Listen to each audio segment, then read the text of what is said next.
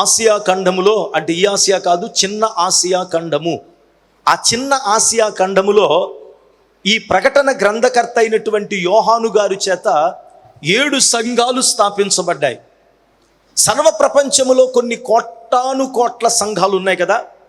ఈ సంఘాలన్నీ కూడా 7 విభాగాలుగా విభాగించబడి 7 రకాల సంఘాలుగా ఆయనకు అర్థం కావడానికి, మనకు బోధించడానికి దేవుడు ఈ భూలోక సంఘాలన్నీ కూడా ఈ 7 సంఘాలను పోలినట్లుగా ఉంటాయి అని చెప్పి అతన్ని పరవాసినిగా చేసి పద్మాసులోనికి తీసుకుని వెళ్ళి ఒక దివ్యమైనటువంటి దర్శనాన్ని చూపించి ప్రతి సంఘాన్ని గురించి అందులో ఉన్నటువంటి మెప్పుంటే మెప్పును చెప్పాడు, తప్పుంటే తప్పును చెప్పాడు. ప్రియులరా, ఈ రీతిగానే ఉంటాయి కడవరి సంఘాలు కూడా అని దేవుడు ప్రబోధిస్తూ వచ్చాడు. ఇక్కడ ఒక సంఘాన్ని గురించి మనం ప్రస్తావిస్తున్నప్పుడు ఆ సంఘాన్ని గురించి దేవుడు మాట్లాడిన మాట ఏంటని అడిగితే గనక, నీ తొలి ప్రేమను నువ్వు విడిచిపెట్టేశావు. దేవుని వాక్యం ఇక్కడ మనం చదివిన వాక్యం, మీరే స్థితిలో పిలవబడ్డారో ఆ స్థితిలోనే దేవునితో సహవాసము కలిగి ఉండవలెను. ప్రియమైన దేవుని బిడ్డలారా, యాకోబాదికాండం 28వ అధ్యాయంలో వెళుతున్నప్పుడు భవిష్యత్ అగమ్య గోచరము, వెనక చూస్తే మరణం తరుముకుని వస్తుంది. నిజంగా ఆ రాత్రి అతను పడినటువంటి ఆ బాధలో దేవుడు అతనికి దర్శనమిచ్చాడు, మాట్లాడాడు. ఎబ్బోకు రేవుదో అతను పోరాటం చేశాడు. పోరాటం చేసినటువంటి ఆ పోరాటంలో, నీవు నన్ను ఆశీర్వదించితేనే కానీ విడిచిపెట్టను, నీవు నన్ను దీవించే వరకు నేను నిన్ను విడిచిపెట్టను.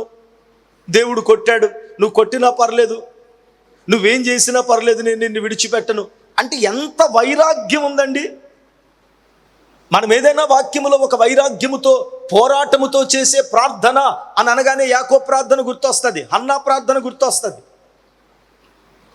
ప్రియమైన దేవుని బిడ్డలారా, ఎలాగ పోరాడి ఎంత పోరాటముతో ప్రార్థన చేశాడు. చేసినటువంటి ఆయన, అంత పోరాటం చేసినటువంటి వాడు ఒక స్తంభాన్ని నిలవబెట్టి దాని కొన మీద నూనెను పోసి బేతేలని పేరు కూడా పెట్టి అక్కడ బలిపీఠం కడతానని వెళ్ళిపోయిన తర్వాత 21 సంవత్సరాలు ఏమైపోయాడు? 21 సంవత్సరాలు దేవుడిచ్చిన మాట తప్పిపోయిందా?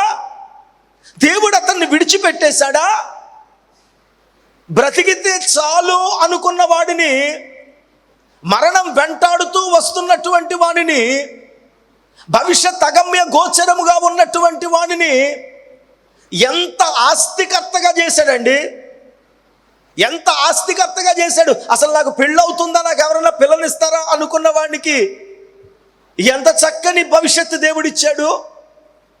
దేవుని బిడ్డలారా, ఆ మందలను మేపుతూ ఉన్నప్పుడు తన మామగారు అంటున్నాడు, దేని మీద చారలు కలిగి ఉంటాయి అవన్నీ నీకే అన్నాడు. పుట్టిన మందలన్నీ అలాగే పుడుతున్నాయి. అతనికి ఉన్న ఆస్తి కంటే ఈయన ఆస్తి గొప్పదైపోతుంది. యజమానుడు ఆస్తి కంటే పాలేరు ఆస్తి ఎక్కువైపోయింది. మామగారు ఆస్తి కంటే అల్లుడు ఆస్తి ఎక్కువైపోతుంది. దేవుని బిడ్డలారా, ఇప్పుడు దేవుడు పదే 21 సంవత్సరాల్లో ఎన్నోసార్లు సంధించాడు. అమ్మా బాబు, నేను బేతేలు దేవుడనయ్యా, ఏమైపోయావు? ఎక్కడికి వెళ్ళిపోయావు? ఎందుకు విస్మరించావు? ప్రియమైన దేవుని బిడ్డలారా, దేవుని దగ్గరికి వచ్చేటప్పుడు ఆ బ్రతకడం గురించి, ఆ పోరాటం గురించి, ఆ ఉద్యోగం గురించి, ఆ ఐశ్వర్యం గురించి, ఆ వివాహం గురించి, ఆ ఆరోగ్యం గురించి, ఆ స్వస్థత గురించి దీనులమై ప్రభు సన్నిధికి వస్తాం. కృంగిన స్థితిలో ప్రభు సన్నిధికి వస్తాం. అన్నా ఇక ఏ ఆధారం లేదన్నా, ఏ దిక్కు లేనోడికి దేవుడే దిక్కన్నా, ఈ ఉద్యోగం నాకు ఎంతో అవసరమన్నా, ఈ పరీక్ష నేను పాస్ అవ్వడం నాకు ఎంతో అవసరం అన్నా, నాకు ఈ యొక్క రిపోర్ట్లు సరిగా రాకపోతే, ఒకవేళ క్యాన్సర్ అని తేలితే నా కుటుంబం అంతా తల్లడిల్లిపోతామన్నా, చెదిరిపోతుందన్నా, మేమందరం అయిపోతామన్నా, ఈ అప్పులో నాకు దేవుడు సహాయం చేయకపోతే ఇక మా జీవితం లేదన్నా, ఒక అప్పులో, ఒక అనారోగ్యములో, ఒక నిరుద్యోగములో, ఒక వివాహం కాని పరిస్థితులలో దేవుని దగ్గరకు వచ్చినప్పుడు, దేవుని బిడ్డలారా నీ భక్తి ఎలాగుంటుందని అడిగితే దీనుడవై ప్రభు మాట కొరకు కనిపెడుతూ, దేవుడు వాగ్దానం ఇస్తున్నప్పుడు కన్నీటితో ప్రార్థన చేసి ఎలుగెత్తి పక్కన ఎవరున్నారు ఏమనుకుంటారనేది విడిచిపెట్టి దేవుని సన్నిధిలో కుమ్మరించబడతావు. హన్నాలాగా, యాకోబులాగా పోరాడుతావు. దేవుని బిడ్డలారా, అవసరత తీరిన తరువాత, ఆ కష్టము నుంచి నువ్వు బయటకు వచ్చిన తర్వాత, ఆ ఉద్యోగం నువ్వు సంపాదించుకున్న తర్వాత, ఆ అప్పు తీరిపోయిన తర్వాత, ఆ వివాహం జరిగిపోయిన తర్వాత నీ భక్తి ఎలాగుందని అడిగితే గనక చాలా చాలా మార్పు కలిగి, ఎంత స్టైల్గా మారిపోయావో, ఎంత శుతిమెత్తనగా మారిపోయావో. దేవుని బిడ్డలారా, ఎంత స్టైల్గా మారిపోయావో. ప్రభువుకి మనం స్టైల్ కొడతామా? ప్రభు దగ్గరండి, దీవించిన దేవుడి దగ్గర ఏమయ్యా అక్కడ దేవుని సన్నిధికి ఎలా రావాలి, దేవుని సన్నిధిలో ఎలాగుండాలి? దేవుడు అంటున్నాడు, నీ తొలి ప్రేమ, నువ్వే స్థితిలో పిలవబడ్డావో ఆ స్థితిలోనే నాతో సహవాసం కలిగి ఉండాలి. మధ్యలో 21 సంవత్సరాలు అయిపోయింది. దేవుని బిడ్డలారా, మళ్ళీ తిరిగి బేతేలుకి వెళ్ళమన్నాడు దేవుడు. కట్టిన బలిపీఠాన్ని కొట్టేశాడు. ఇక ఆస్కారం లేదు దేవుడి దగ్గరికి బలిపీఠం కట్టడానికి వెళ్తున్నాడు. ఎదురుగుండా 400 మందిని తీసుకుని తన సోదరుడు చంపడానికి మళ్ళీ వచ్చాడు. అంటే ఏమైందండి? చెప్పండి ఏమైంది? మళ్ళీ 21 సంవత్సరాల క్రితం ఎదురైన సమస్య ఇప్పుడు మళ్ళీ అదే యాజ్ ఇట్ ఈజ్ అదే సమస్య ఎదురైపోయింది. ఆలోచించండి ఒకసారి. తల్లి సలహా మేరకు వెళ్ళి, మీ నాన్నను మోసం చేయరా, కళ్ళు సరిగా కనపడడం లేదు, నీ పేరేంటని అడిగితే గనక పేరు మార్చి చెప్పు అని అన్నాడు. ఇక్కడ పోరాడినప్పుడు బోకు దగ్గర దేవుడు ఏమన్నాడు తెలుసా? నీ పేరేంటి అని అడిగాడు. అన్నాడా లేదా? అంటే ఎందుకు? బతుకు మారిందా లేదా? బతుకు మారిందా లేదా? ప్రియులరా, మళ్ళీ 32వ అధ్యాయంలో అక్కడ దేవుడు అంటాడు, నీ పేరు ఇక మీదట ఇశ్రాయేలే గాని యాకోబు అనబడదు. అంటే పేరు ఎందుకు? పేరు గురించి ఎంత?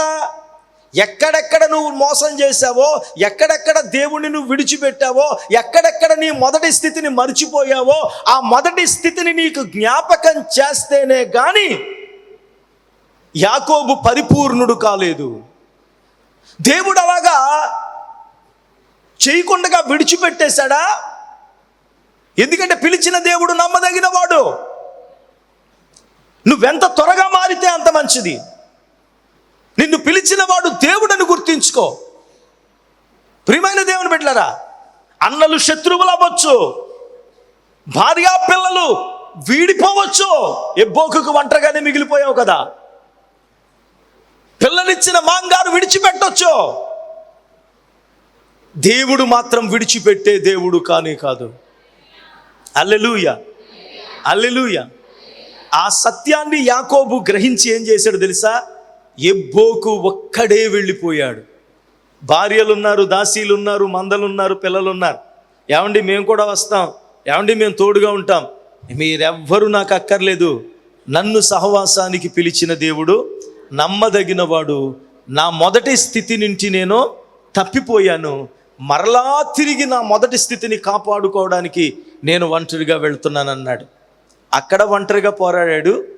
2, 21 సంవత్సరాల తర్వాత తన అన్నగారు వచ్చినప్పుడు బేతేలుకు వెళుతున్నప్పుడు 400 మంది సైన్యాన్ని తీసుకొచ్చినప్పుడు కూడా ఏం చేశాడు తెలుసా? తను ఒంటరిగా వెళ్ళి వాళ్ళందరినీ, సైన్యాన్ని, కుటుంబాన్ని, తన దాసీలను వెనకాల పెట్టుకుని, దేవుని బిడ్డలారా, 7 మార్లు సాష్టాంగపడి తన సోదరుడితో సమాధానం ఏర్పరిచే వరకు కూడా మొదట ఎలాగైతే పోరాడాడో ఆశీర్వాదం కొరకు, దేవుని బిడ్డలారా, అలాగ తిరిగి ఆ మొదటి ప్రేమను, ఆ మొదటి దీనత్వాన్ని, ఆ మొదటి స్థితిని సంపాదించుకున్న తరువాతే 49వ అధ్యాయములో దీవెన ఇచ్చేవాడుగా యాకోబు మార్చబడ్డాడు. Praise the lord. నీ జీవితములో దేవుడు నిన్నెప్పుడు పిలిచాడని కాదు, దేవునితో ఎంతకాలం ఉన్నావని కాదు, నువ్వు పిలవబడిన నీవు ఉన్న ఈ రోజు వరకు కూడా నిన్ను పిలిచిన దేవుని సహవాసములో పిలిచిన దేవునికి లోబడి ఉన్నావా? దేవుడే నిన్ను పిలిచాడా? ఎవరన్నా మనుషులు పిలిస్తే వచ్చావా? నీ సహవాసం మనుషులతోనా దేవుడితోనా? ప్రైజ్ ది లార్డ్, హల్లెలూయా. నమ్మదగిన దేవుడు ప్రియులరా. మన మొదటి స్థితిలో దేవుడు ఎప్పుడు ఎలాగ పిలిచాడో ఆ పిలిచిన పిలుపుకు లోబడి ఎంతకాలం అయినప్పటికీ కూడా మన సంఘములో మనకున్నటువంటి సీనియారిటీ పెరిగే కొద్దీ కూడా మన విశ్వాసం పెరగాలి, మన భక్తి పెరగాలి, మన సమర్పణ పెరగాలి. అప్పుడే దేవుని సన్నిధి యొక్క ఆశీర్వాదాలు మనం పొందుకుంటాం. తొలి దశలో నువ్వు వచ్చినప్పుడు, దేవుని మందిరంలోనికి అడుగుపెట్టినప్పుడు ఎలాగ గడగడలాడిపోతూ వచ్చావో ఆ భయము ఎప్పటికీ నీలో ఉండాలి. దైవ గ్రంథం మొదటిసారి నువ్వు చదువుతున్నప్పుడు ఎంత ఆసక్తిగా ఉన్నావో ఇప్పుడు కూడా బైబిల్ తెరిస్తే అంత ఆసక్తిగా ఉండాలి. దేవుని బలిపీఠం అంటే, దేవుని సేవకుడు అంటే, దేవుడు అంటే ఎంత భయము కలిగి ఉన్నావో ఆ దేవుని అందలి భయము కానీ, భక్తి కానీ, ప్రార్థన కానీ అంత జాగ్రత్తగా కలిగి ఉండాలి. డాక్టర్ బి రవికుమార్, మేలుకొలుపు స్వరము, Emmanuel healing home ministries, 2nd street, Gandhinagar, Nidadavole, west Godavari district, Andhra Pradesh. Our pin code 534301. Our email ID melukolupuswaramu@gmail.com. Our cell number 7675988763. మా చిరునామా డాక్టర్ బి రవికుమార్, మేలుకొలుపు స్వరము, ఇమ్మానుయేలు స్వస్థత గృహ పరిచర్యలు, గాంధీనగర్ 2వ వీధి, నిడదవోలు, పశ్చిమ గోదావరి జిల్లా, ఆంధ్రప్రదేశ్. మా పిన్ కోడ్ 534301. మా ఇమెయిల్ ఐడి మేలుకొలుపుస్వరము@gmail.com. మా సెల్ నెంబర్ 7675988768.